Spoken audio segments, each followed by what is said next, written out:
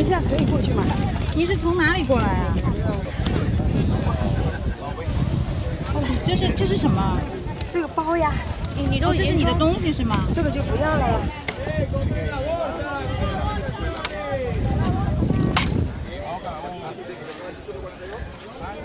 你是怎么到这边的？就这样光明正大的过来的呀。过来吗？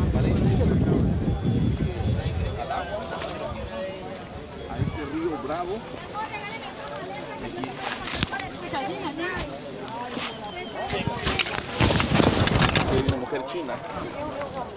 大姐，你小心哦。你是走线过来的吗？是。是啊，你走了多久啊？我走了1个月。你说你走了多久？1个月啊！你去到美国以后，你准备去哪儿啊？小心小心！ Realmente es peligroso. Se pudo haber lastimado ahí una rodilla, un tobillo. Pero ahí sigue, con la ayuda de un joven.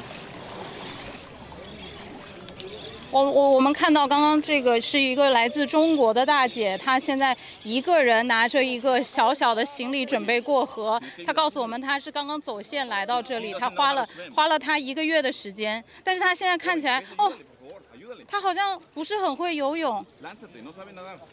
哦，这个年轻人其实是个陌生人，他现在下去帮他。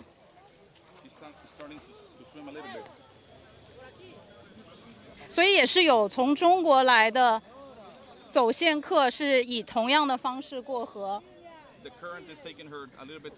这个河虽然看起来窄，但是我们在地的记者在这里住了20多年的记者告诉我们，这个河在墨西哥人这边叫做勇敢的河。为什么？就是因为这个河它其实下面的暗流非常多，并不是一个很安全的、很平缓的河。所以可以看到，这个刚刚下水的这个中国大姐方向是往右边，偏离了这个正道。他刚刚来的时候其实是带了一个蓝色的行李箱，那种滚轮行李箱。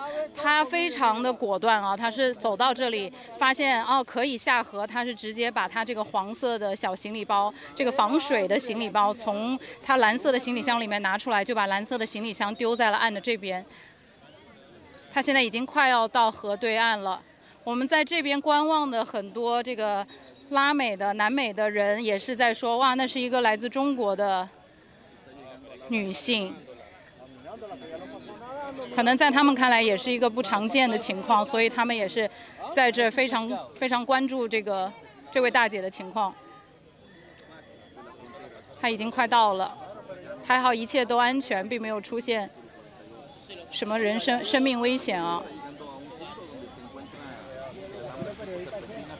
他现在要加入河对岸的这长长的这个队伍，继续去寻找如何翻越这个边境的围栏，进入到美国。通常呢，这些人会在翻越围墙以后，被边境的管理人员拘留到一个他们的机构，然后进行一些信息的登记。那我们之前采访的一些中国的走线客告诉我们，即使是没有遇到边境的管理人员，他们有的时候也会主动的去寻找边境的管理人员，因为他们希望能够尽快进入这个移民局的系统里面，开始进行可能下一步庇护等等的这个法律程序的申请。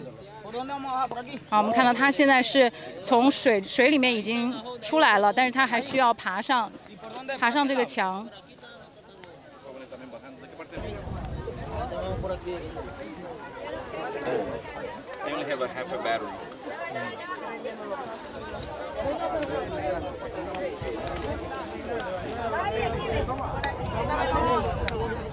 他看起来大概是50岁上下的样子，50到60岁左右。